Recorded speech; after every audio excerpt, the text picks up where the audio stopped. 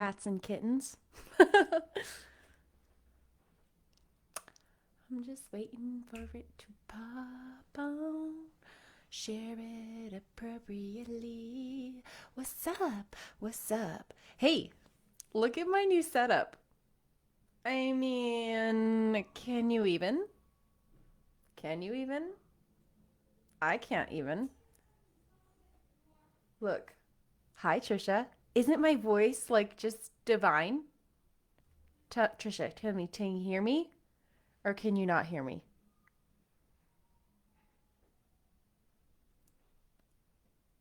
Oh, maybe you can't hear me. Can you not hear me? Yay! Oh, Trisha. Sorry. Did I just yell in your ear? Oh, no. I'll have to keep my volume in check. Trisha, you can tell me. Do you like this lighting? Squeeze me baking powder or this light? Ooh, this looks more like a different kind of something. Or this white one. I think I like the white one. What do you think? So as far as my expressions and stuff, it'll be hard because this is literally on my face. But I'll do my best. Doesn't it sound way better? So excited. Okay. I'm apologize in advance if there are issues with this setup. I'm using my computer instead of my phone so that I can use the mic. I hope that makes sense to you. Um, you're like, yeah, I don't care. But you like the white better? Oh, Trisha, it's so cute that you're just right there. You're just right there with me. And you'll be in my heart. Okay. So we are reading Anne of Green Gables by Lucy Maud Montgomery. This is so fun. You ready? Chapter 1. Mrs. Rachel Lynn is surprised. Mrs. Rachel Lynn lived just where the Avonlea main road dipped down into a little hollow, fringed with alders and ladies' eardrops, and traversed by a brook that had its source way back in the woods of the old Cuthbert place. It was reputed to be an intricate, headlong brook in its earlier course through those woods, with dark secrets of pool and cascade.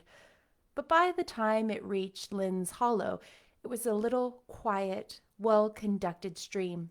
For not even a brook could run past Mrs. Rachel Lynn's door without due regard for decency and decorum. It probably was conscious that Mrs. Rachel was sitting at her window, keeping a sharp eye on everything that passed, from brooks and children up, and that if she noticed anything odd or out of place, she would never rest until she had ferreted out the whys and wherefores thereof. There are plenty of people in Avonlea and out of it who can attest closely to their neighbors' business by dint of neglecting their own. But Mrs. Rachel Lynn was one of those capable creatures who can manage their own concerns and those of other folks into the bargain. She was a notable housewife. Her work was always done and well done. She ran the sewing circle, helped run the Sunday school, and was the strongest prop of the Church Aid Society and Foreign Missions Auxiliary. Yet with all this, Mrs. Rachel found abundant time to sit for hours at her kitchen window, knitting cotton warp quilts. She had knitted 16 of them, as Avonlea housekeepers were wont to tell in awed voices, and keeping a sharp eye on the main road that crossed the hollow and wound up the steep hill beyond. Since Avonlea occupied a little triangular peninsula jutting out into the Gulf of St. Lawrence, with water on two sides of it, anybody who went out of it or into it had to pass over that hill road, and so run the unseen gauntlet of Mrs. Rachel's all-seeing eye. She was sitting there one afternoon in early June. The sun was coming in at the window, warm and bright. The orchard on the slope below the house was in a bridal flush of pinky white bloom, hummed over by a myriad of bees.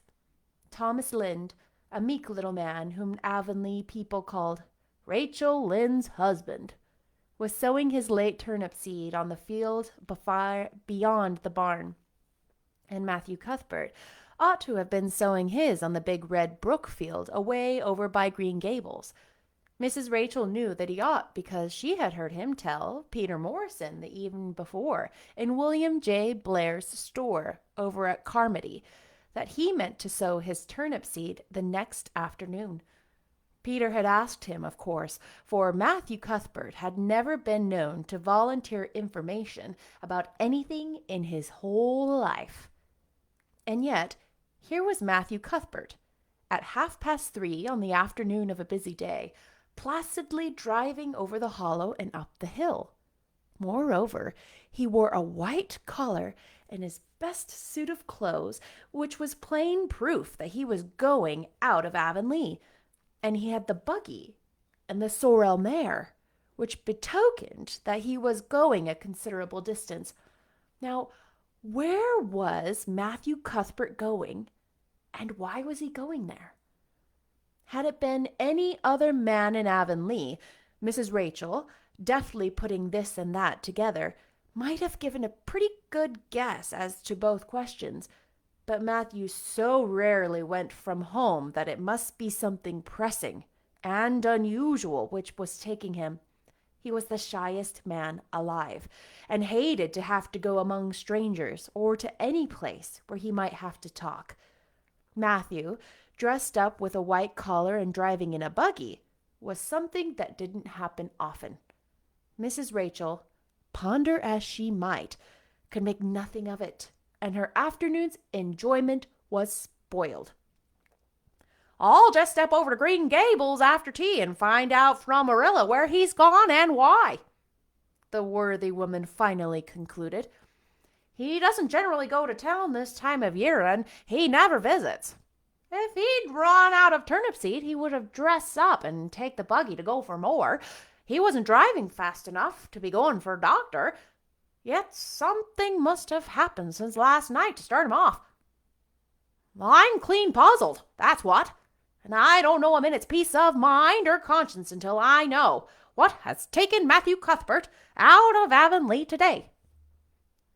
Accordingly, after tea, Mrs. Rachel set out.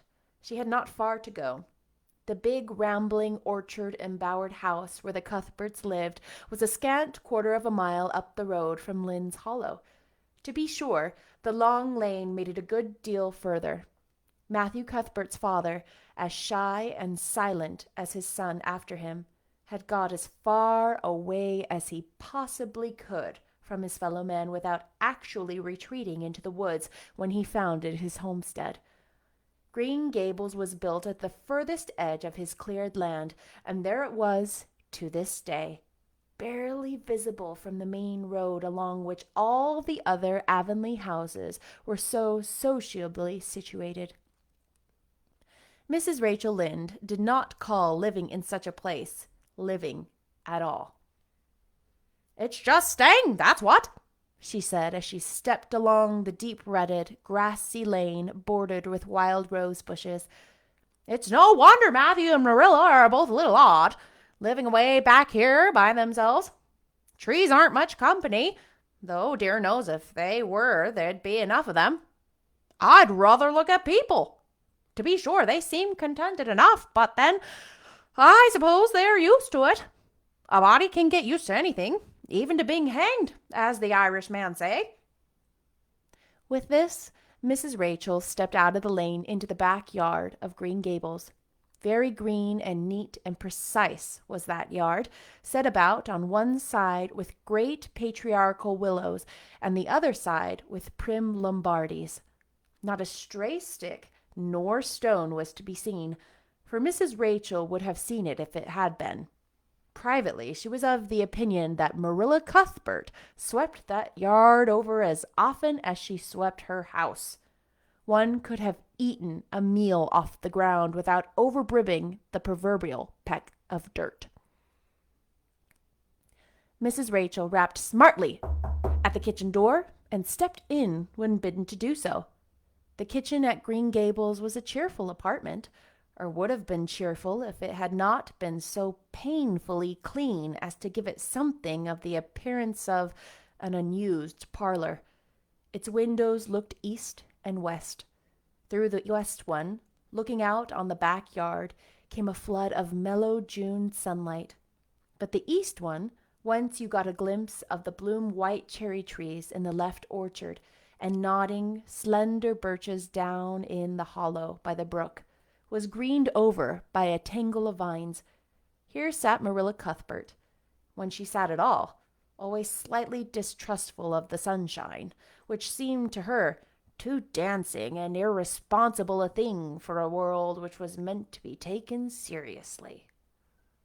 And here she sat now, knitting, and the table behind her was laid for supper. Mrs. Rachel, before she had fairly closed the door, had taken a mental note of everything that was on that table. There were 3 plates laid, so that Marilla must be expecting someone home with Matthew to tea. But the dishes were everyday dishes, and there was only crab-apple preserves and 1 kind of cake, so that the expected company could not be any particular company. Yet what of Matthew's white collar and sorrel mare? Mrs. Rachel was getting fairly dizzy with this unusual mystery about quiet, unmysterious Green Gables. "Good evening, Rachel," Marilla said briskly. "This is a real fine evening, isn't it? Won't you sit down? How are all your folks?" Something that, for lack of any other name, might be called friendship, existed and always had existed between Marilla Cuthbert and Mrs. Rachel, in spite of, or perhaps because of, their dissimilarity. Marilla was a tall, thin woman with angles and without curves. Her dark hair showed some gray streaks and was always twisted up in a hard little knot, with 2 wire hairpins stuck aggressively through it. She looked like a woman of narrow experience and rigid conscience, which she was, but there was a saving something about her mouth which, if it had been ever so slightly developed, might have been considered indicative of a sense of humor. "We're all pretty well," said Mrs. Rachel. "I was kind of afraid you weren't, though. When I saw Matthew starting off today, I thought maybe he was going to the doctor's." Marilla, let me try that again. Marilla's lips twitched understandingly. She had expected Mrs. Rachel up. She had known that the sight of Matthew junting off so unaccountably would be too much for her neighbor's curiosity. "Oh, no, I'm quite well, although I had a bad headache yesterday," she said. "Matthew went to Bright River. We're getting a little boy from an orphan asylum in Nova Scotia, and he's coming on the train tonight." If Marilla had said that Matthew had gone to Bright River to meet a kangaroo from Australia, she would actually have been more astonished. She was actually stricken dumb for 5 seconds. It was unsupposable that Marilla was making fun of her, but Mrs. Rachel was almost forced to suppose it. "Are you in earnest, Marilla?" she demanded when voice returned to her. "Yes, of course," said Marilla, as if getting boys from orphan asylums in Nova Scotia were part of the usual spring work on any well-regulated Avonlea farm, instead of being an unheard-of innovation. Mrs. Rachel felt that she had received a severe mental jolt. She thought in exclamation points. A boy! Marilla and Matthew Cuthbert, of all people, adopting a boy from an orphan asylum. Well, the world was certainly turning upside down. She would not be surprised at nothing after this. Nothing. "What on earth put such a notion into your head?" she demanded disapprovingly. This had been done without her advice being asked, and must perforce be disapproved. "Well, we've been thinking about it for some time. All winter, in fact," returned Marilla. Mrs. Alexander Spencer was up here one day before Christmas, and she said she was going to get a little girl from the asylum over in Hopetown in the spring. Her cousin lives there, and Mrs. Spencer has visited here and knows all about it. So Matthew and I have talked it over off and on ever since. We thought we'd get a boy. Matthew is getting up in years, you know. He's 60, and he isn't so spry as he once was. His heart troubles him a good deal, and you know how desperate hard it's got to be to get hired help. There's never anybody to be had but those stupid half-grown little French boys, and as soon as you do, you get one broke into your ways and taught something, he's up and off to the lobster canneries or the States. At first, Matthew suggested getting a homeboy, but I said no, flat to that. They may be all right. I'm not saying they're not, but no London street Arabs for me. I said, give me a native born at least. There'll be a risk, no matter who we get, but I'll feel easier in my mind and sleep sounder at nights if we get a born Canadian. So in the end, we decided to ask Mrs. Spencer to pick us out one when she went over to get her little girl.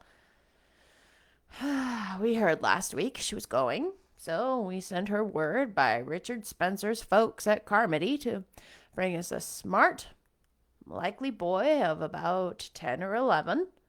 We decided that would be the best age.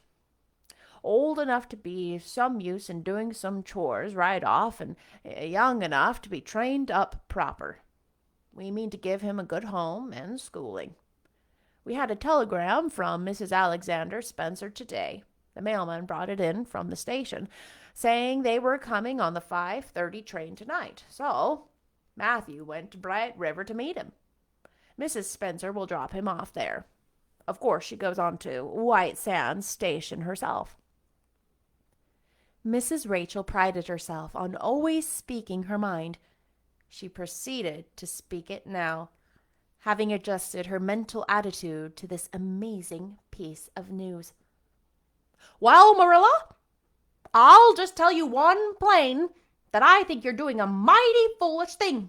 A risky thing, that's what. You don't know what you're getting. You're bringing a strange child into your house and home, and you don't know a single thing about him, nor what his disposition is, nor what sort of parents he had, nor how he's likely to turn out. Why, it was only last week I read in the paper how a man and his wife up west of the Ireland took a boy out of the orphan asylum, and he set fire to the house at night. Set it on purpose, Marilla, and nearly burnt them to a crisp in their heads. And I know another case where an adopted boy used to suck the eggs. They couldn't break him of it. If you had asked my advice in the matter, which you didn't do, Marilla, I'd have said, for mercy's sake, do not think of such a thing. That's what. This Job's comforting seemed neither to offend nor to alarm Marilla. She knitted on steadily. I don't deny there's something in what you say, Rachel. I've had some qualms myself, but Matthew was terrible set on it. I could see that. So I gave in. It's so seldom Matthew sets his mind on anything that when he does, I always feel it's my duty to give in. And as for the risk, there's risks in pretty near everything a body does in this world. There's risks in people having children of their own. If it comes to that, they don't always turn out well. And then Nova Scotia is right close to the island. It isn't as if we're getting him from England or the States. He can't be much different from ourselves. Well, I hope it'll turn out all right, said Mrs. Rachel in a tone that plainly indicated her painful doubts. Only don't say I didn't warn you if he burns Green Gables down or puts a strychnine in the well. I heard of a case over in New Brunswick where an orphan asylum child did that, and the whole family died in fearful agonies. Only it was a girl in that instance. Well, we're not getting a girl, said Marilla, as if poisoning wells were a purely feminine accomplishment and not to be dreaded in the case of a boy. I'd never dream of taking a girl to bring up. I wonder at Mrs. Alexander Spencer for doing it. But there, she wouldn't shrink from adopting a whole orphan asylum if she took it into her head. Mrs. Rachel would have liked to stay until Matthew came home with his imported orphan, but reflecting that it would be a good 2 hours at least before his arrival, she concluded to go up the road to Robert Bell's and tell the news. It would certainly make a sensation second to none, and Mrs. Rachel dearly loved to make a sensation. So she took herself away, somewhat to Marilla's relief, for the latter felt her doubts and fears reviving under the influence of Mrs. Rachel's pessimism. Well, of all the things that ever were or will be, ejaculated Mrs. Rachel when she was safely out in the lane. It really does seem as if I must be dreaming. Well, I'm sorry for that poor young one, and no mistake. Matthew and Marilla don't know anything about children, and they'll expect him to be wiser and steadier than his own grandfather, if so be's he's ever had a grandfather, which is doubtful. It seems uncanny to think of a child at Green Gables somehow. There's never ever been one there. For Matthew and Marilla were grown up when the new house was built, if they ever were children, which is hard to believe when one looks at them. I wouldn't be in that orphan's shoes for anything. My, but I pity him. That's what. So said Mrs. Rachel to the wild rose bushes out of the fullness of her heart. But if she could have seen the child who was waiting patiently at the Bright River station at that very moment, her pity would have been still deeper and more profound. That's the end of chapter 1. What do you think? Oh, there I am. I haven't been able to look at myself the whole time. There I am because so what I do is I pull up, if you could see my screen, I pull up the book here, so it's on the screen, so that when I read the book, it's close enough to the camera that I can give you a little more eye contact with the camera, therefore contact with you. Oh, Mom. Hi, Mom. That's my mom. Terry Tamaki is my mom. Mom, what do you think of this mic? Isn't it cool? And look, I have this little ring light. Oh, crazy. I hope you appreciate these little extras. I know it seems silly, but I figured if I'm putting in all the effort, the hardest part is reading it, right? Getting into the characters and doing a good job. I might as well have the tools to back up the difficult part that I'm already doing. I will try to do this daily. These chapters are very long, so tuck in for them. If you enjoyed this chapter, I would love, love, love for you to share it. If you could also give me some feedback, I will listen to it as well. But if you could also give me some feedback as to how the volume played out. For example, if when I got close, it like went way too loud, or if like I notice sometimes I get so into what I'm saying that like my head will kind of back off if that makes it too quiet, or just some of those insights. Because as of right now, I'm not using headphones, which means all I can hear is my own voice through my ears and not through the mic. Does that make sense? So I can't hear the audio the way you're hearing it. I'm only hearing it through my own ears. So anyway, I will end this live video. Again, I hope you enjoyed a little more of a professional vibe. Fancy schmancy. And I hope your kids enjoy it. I think that is so wonderful. I love, love, love. Oh, good.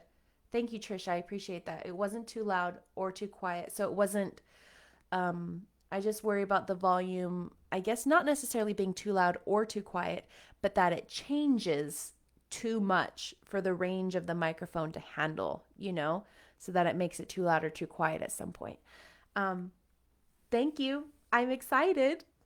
Maybe I should like make what's behind me look nicer now that I'm seeing what's actually there. We use this room as a storage room as well. So, yeah, maybe I should put like some beautiful pictures or something versus like old binders and random stuff. Okay, well, thank you for that feedback then. I'll know how close to keep the mic to my mouth. It's like only an inch. And I'll know that this cover is acceptable. I have another like spit cover, but that's for louder things. And that the position of this is all good and that it recorded okay. Thrilled. Thank you so much. Again, if you could share, I'd love for more people to be able to hear these super classic, amazing stories. Bye.